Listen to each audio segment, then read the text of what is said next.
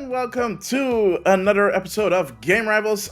I am your host, Maximilian X, and I'm coming to you with a new episode of Game Rivals. This one is going to be a little bit on the short side because there's not a lot of news, but there are some pretty juicy news articles that I do want to cover as we are getting to the end of the year. The news is starting to trickle down, slow down as people are getting ready for the holidays. If you're listening to this as this episode drops, don't forget the Black Friday deals are live and they will be going live up until usually till the 27th of November this year. So pick up some good games, pick up some good bundles for a good price, and you'll be set for the holidays. But enough of that dilly dallying. If you're watching this on YouTube, don't forget to give it a like if you like the episode. If you have a comment, leave a comment in the comments below. And if you'd like to see more of this kind of content, don't forget to subscribe. So, without further ado, let's jump into the first article. This is going to be a little bit of a sad article, but the thing is, we've seen so many articles of this past year. It's not surprising that we're seeing more of them as we're getting to the end of the year. Amazon axes 180 workers in the games divisions. Two divisions specifically got shut down: Crown Channel and Game Growth. Now, this is a part of Amazon's gaming division, and it's not like they haven't cut jobs before. They cut jobs last year, like 27,000 of them.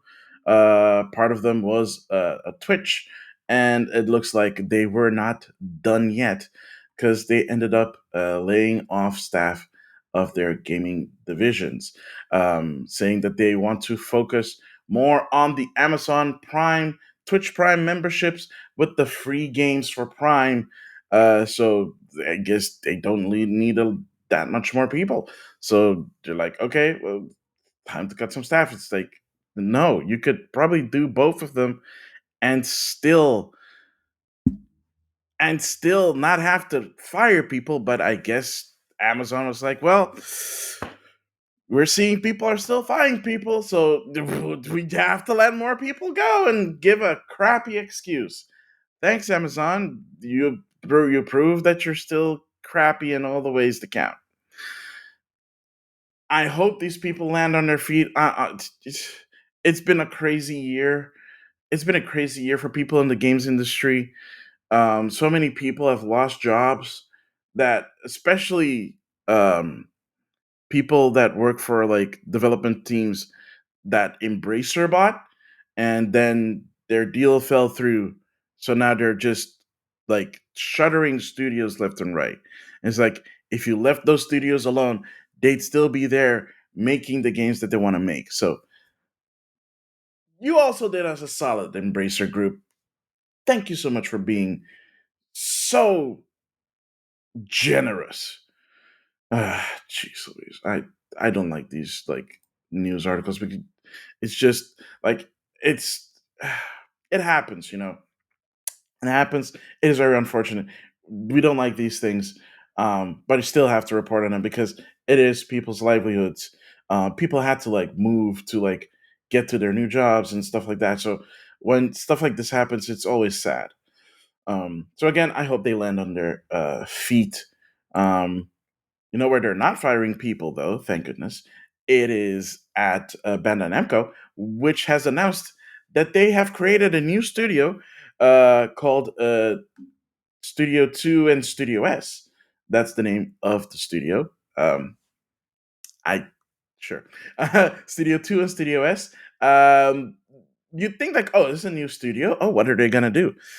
Well, apparently they have been working on stuff at Bandai Namco for a while now.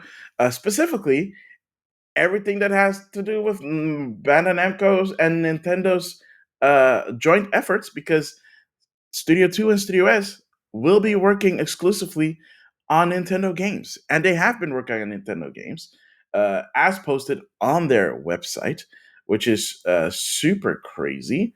Um, it's super crazy because it's a studio from a third party that now has a studio that is dedicating themselves to making games for a first party, even though they're not part of that first party studio. So, what have they worked on? I don't know, little titles as Super Mario Kart 8 Deluxe, Mario Sports Superstars. Okay, random. Um, but maybe other stuff that you might know, like say Smash 4 and Smash Ultimate. Yeah, it's that same team, or at least people from that same team that have worked on these titles. So this is a partnership that Nintendo and Bandai Namco have had for many years now. Basically, starting since the Wii U era, because at that time Nintendo was not very versed in HD game making, so they partnered with Bandai Namco for support, and Bandai Namco have been supporting them for years now on a bunch of different titles, including ARMS and Mario Kart Tour.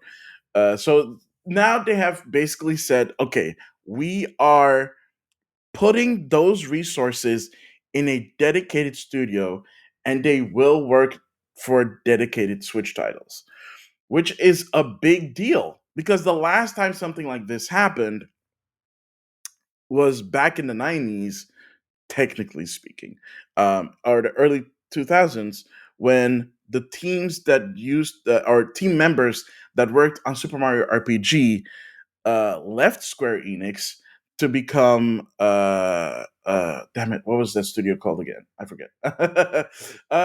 Alpha Dream. They became the studio known as Alpha Dream, and they worked on the Super Mario, on the Mario and Luigi uh, RPGs like Superstar Saga, Inside Story, and all those Super Mario, all those Mario and Luigi games. A similar thing happened where the team over at uh formerly the Bomberman studio. Oh my gosh, I forget. Hudson. The former team at Hudson that originally worked on the Mario Party games left Hudson and became a separate entity within Nintendo that makes the Mario Party games. So that's how that works. So that's things that make sense. This is different. I don't know what's going to happen with this studio in the future. It could be that if they continue to do good work, Nintendo will just say, well, we want to buy them outright from Bandai Namco. They might do it because they have had a really good relationship, or they just keep it as is. I do like the name that it's called Studio 2 and Studio S.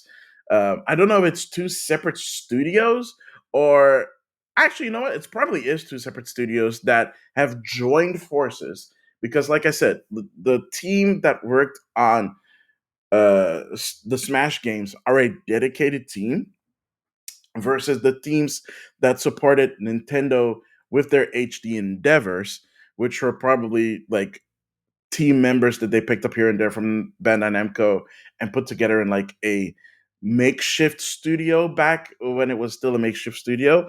And then they decided, you know what, we're gonna make it official. So official, in fact, that they are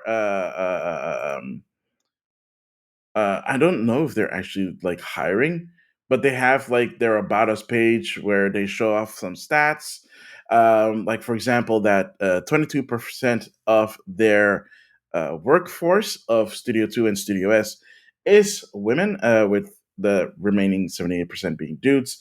There are about 152 people working for these studios, which is super great. There are other stats, but I cannot read Japanese, so I cannot really tell you them.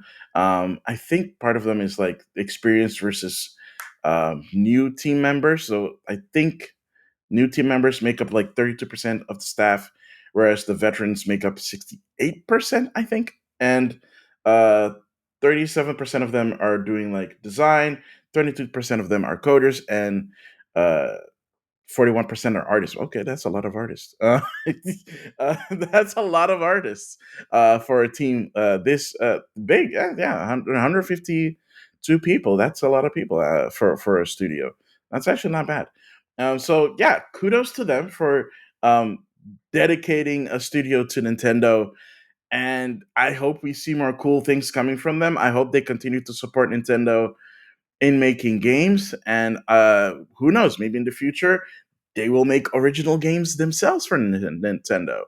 But this is clearly showing that Bandai Namco and Nintendo's partnership is here to stay for the foreseeable future. What is in a further future, unfortunately for us, will be the next Mass Effect game. Now we know that this is in the works, and we know that because of all the things that they have been through over the past couple of years with Mass Effect Andromeda, Anthem, uh, just being like very poorly received and not good, and to the point that Anthem is dead. Uh, and now Dragon Age is also like they're making sure that Dragon Age Dreadwolf is an actual good game. So they're taking their sweet time, and because they're taking their sweet time with Dragon Age Dreadwolf, that has to come first. That's what their focus is on. So they're gonna finish Dragon Age Dreadwolf first. Once that is complete, once they are happy with the product, they will ship that. Once that's shipped, Mass Effect is next, which means that at the earliest, we won't see a new Mass Effect game until 2029. My money is on 3032. 32. No, not 1,000 years in the future. 2032. Uh, yes. I mean, we'll see. Mass Effect Andromeda. I'm gonna be honest. I didn't play it, but gosh darn it, did I see the memes back then? And woof, were they memes? Ugh, that's not great. It was not great. I really hope they take their time with Dragon Age. The fans deserve it. Mass Effect, the fans deserve a good game. They've been patient, and they will continue to be patient. So yeah, let's see what happens there. Just have to wait and see how that goes. Another thing that we do not have to wait for, fortunately or unfortunately, depending on your perspective on things, Sony is having the number of PlayStation Live service games that it aims to launch by March 2026. Sony has announced plans to reevaluate its big push into live service gaming, reducing the number of games that is originally planned to release over the next couple of years. Honestly, that is a good thing. Shout outs to GameSpot for covering this article, and shout outs to uh, Go Nintendo and IGN and all the good stuff where they, report on the news. Um, that's where I get my content from. It's a lot easier that way. But yeah, like not everybody's gonna read the news, and there's so much news that comes out sometimes. Like smaller things get like misting through the cracks. This is not a small thing. This is a big thing. Because let's be real here. Nobody, and I do mean nobody, was looking forward to like six live service games from Sony. It's like nobody was looking forward to that. None of them looked remotely palatable. Maybe Marathon, but even then, we don't even know what Marathon is supposed to be like. And that got delayed, so we still don't know what's that gonna be like. The Last of Us multiplayer game also got delayed because Bungie had to look at it and then said, "Nah, fam, maybe not yet."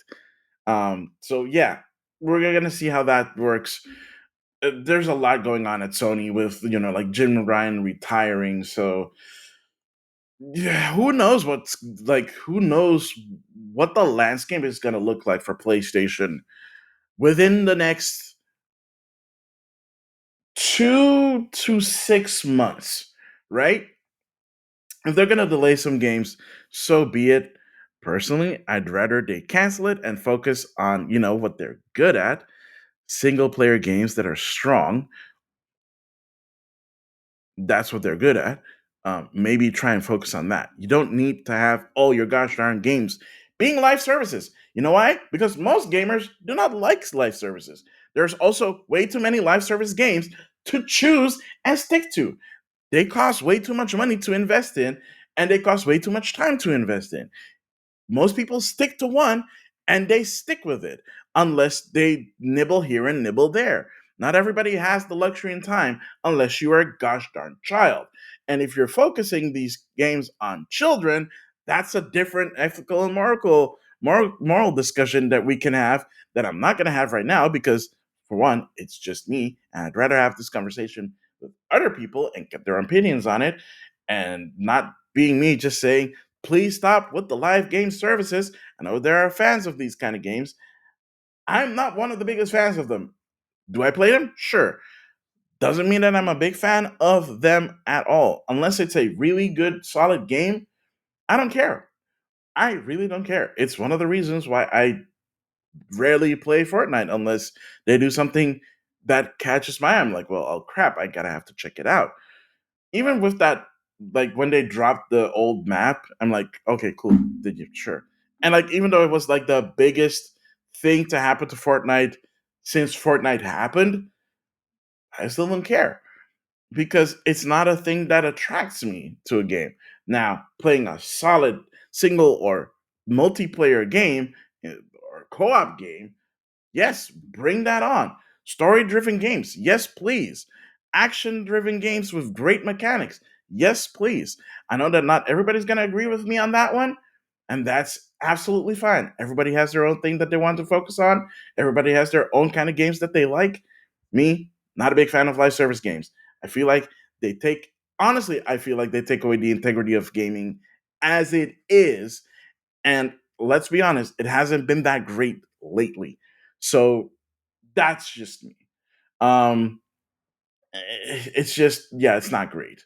You know what is great, at least for those that are in the portable PC market? The new Steam Deck. Yeah, they announced a new Steam Deck. Not not a Gen 2 or anything, just an updated Steam Deck, which comes with an OLED screen.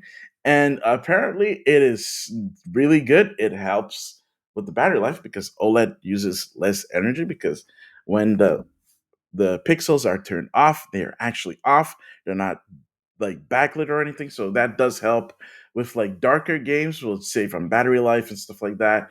And of course, the crisper image of the OLED looking good. And because of that, the prices have also come down and shifted. So it's actually a better deal now more than ever if you want to pick up a Steam Deck. I don't have a Steam Deck. It would be nice to have a Steam Deck just to check out what the whole how it what the fuzz is about, right? I mean, I have my Switch. I love my Switch, and I can't wait to see what happens next year when the sequel the sequel to the Switch the follow up to the Switch comes out. There are a lot of cool and interesting things we're hearing about that.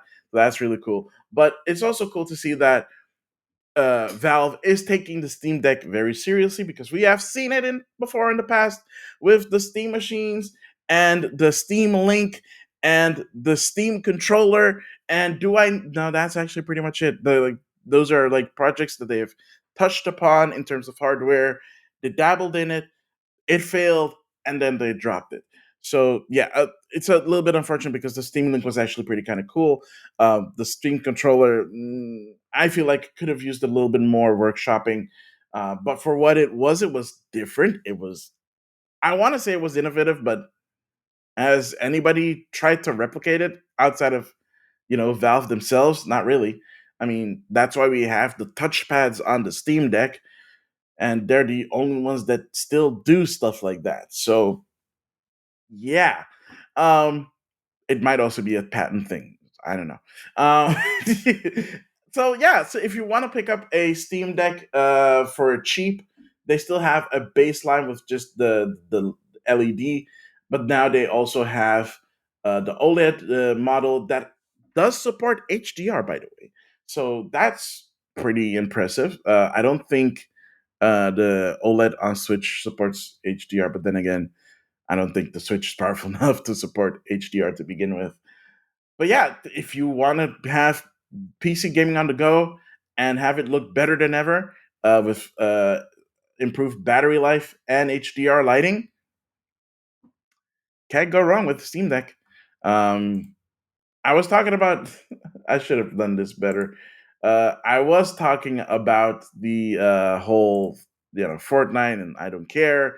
This is also one of the things that, even though it's something that I care about, it's not something that I care about. So Jeff Keighley has got it so that the Game Awards will also be held virtually in Fortnite.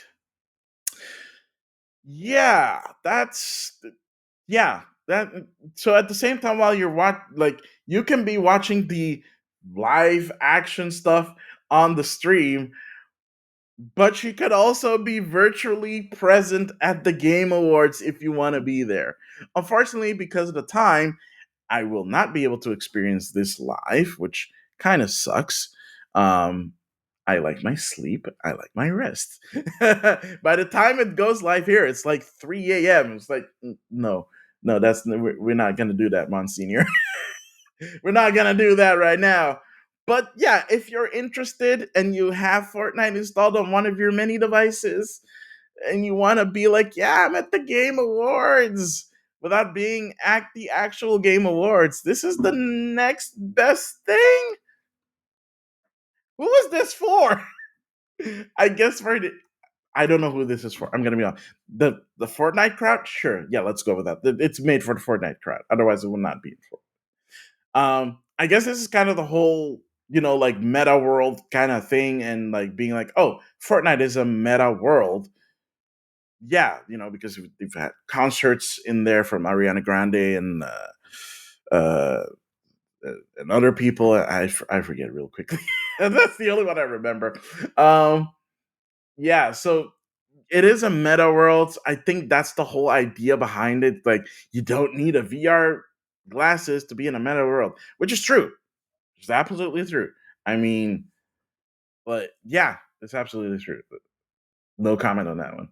Uh, Another thing that we might have something to look forward to, even more so, something that is up my alley. Dragon's Dogma 2 might actually be coming out sooner than later, because apparently it has been rated, which usually games don't get rated until they're close to release, which probably means that it's still slated for um, Capcom's fiscal year of 2023.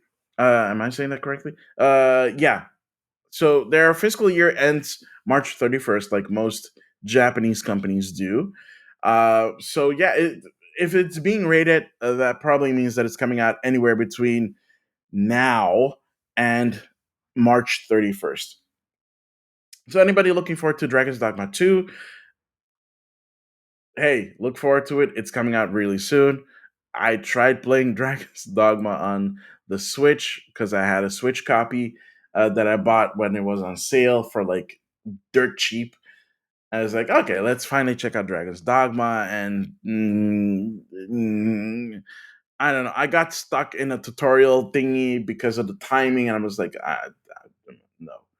It seems interesting. The gameplay seems interesting enough, but then that happened. So no, no, no, just no. And finally, the one thing that I want to talk about. So I've talked about stuff like this before in the past, and I'm like, sure, whatever. But this one, we've talked about this one predecessor before on this podcast, and we both agreed. Me and former co-host John Tepler agreed this was ridiculous. Now we have reached the zenith of that, people. The Last of Us Part 2 is getting a remaster for PlayStation 5. Why? Why is that happening? Why is that, like, who thought that that was a good idea? The only reason why this is not as bad as the previous one is if you own The Last of Us Part 2 on PlayStation 4, you can upgrade to this for $10. Otherwise, you have to pay full price for it. Why? Like, okay, you know what? Fine. At the very least, they offered an upgrade to that version, something they did not do with the remaster of Last of Us Part 1. You had to buy it again. Why? People already owned it twice. The PlayStation 3 version and the remastered version. They owned it twice. Why did you want to sell it to them 3 times? I know that they brought it out on PC. That is besides the point. Why did you sell them on PlayStation twice and then once more? That makes no sense to me. At least with the upgrade path, I can accept that. I still don't accept that they're calling it remastered. Just say PS5 version. Or just don't put anything on it. Just say, hey, The Last of Us Part 2 is getting a native version on PS5. That's it. It's gonna get enhanced graphics. It's gonna look nice. If you have the PlayStation 4 version, you can upgrade to it. That's all you need to say. You don't need to call it remastered. You are making the word remastered lose all meaning. What is wrong with you, Sony? Why do you keep doing this? It just even Nintendo, when they remade Super Mario RPG, they didn't call it Super Mario RPG Remake. That makes no sense, right? That is like they just said no. We're calling it the Japanese title, Super Mario RPG. No anything extra. It is just that. Clean to the point. Also, if you were gonna do this when the flipping PlayStation 5 came out, not almost 4 years later. What is this? Where are we? Is this reality? I do not understand. I don't understand, and I will probably never understand. You know what? It's fine. At least they're up. It's an upgrade path, and not just forcing a full price title down your throat unless you haven't bought it before. Ah, sorry, that stuff really ticks me off for reals. Um, and with that little explosion, we have come to the end of this episode of Game Rivals. I told you guys it was going to be a short one. Still, a lot of news in a very short time. I hope you guys enjoyed it. If you're watching this on YouTube again, don't forget to leave a like if you like this. Don't forget to drop a comment.